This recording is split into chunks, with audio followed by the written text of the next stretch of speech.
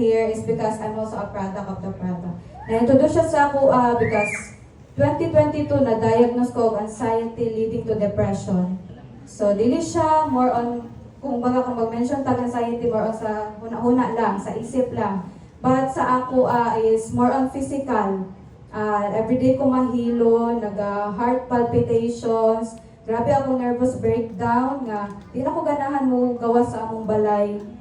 Gusto na lang ko dito na lang ko perminti kay wala na ko trust sa akong self kung mugawas ko ang ako lang isa. So, naka 3 doctors ko og psychiatrist, duha sa SPMC diri sa Davao and then isa sa Tagum City. So, mao ra siya, same siya og medication, 6 months therapy, pero sad to say wala ko naayo, wala siya nag-heal.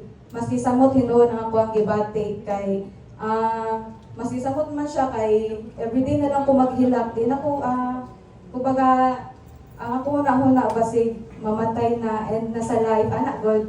Kay nowadays, ang anxiety and depression, nagiging normal na siya.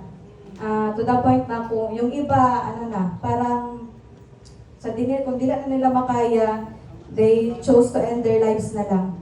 So, it's not a joke kay pag nakay depression, murag magbaba gini mo ang self-esteem, na mawalaan ka tanan, mawala imong gana sa tanan sa imong kinabuhi.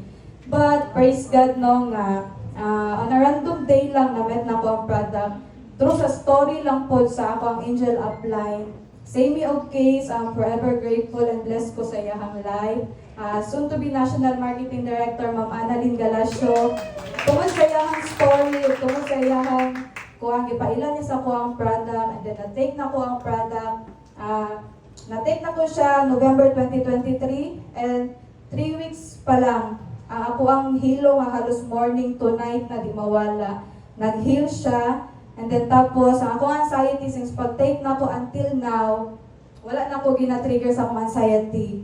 And mas blessed pa kay before, dili ko makalakaw, nga ako lang isa, karon bisag asa na maabot, malayo nga lugar na. And of course, I met the happiest version of me since na ako diri sa lifestyle.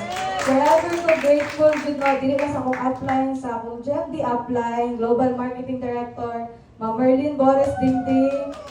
Grabe na siya mag-motivate o mo-guide sa ako. And of course, Ma'am Peng Mendoza, grabe ka, po na siya. Bisan online man or personal, ma-inspire jud ka sa iyahang mga istorya sa imo ha.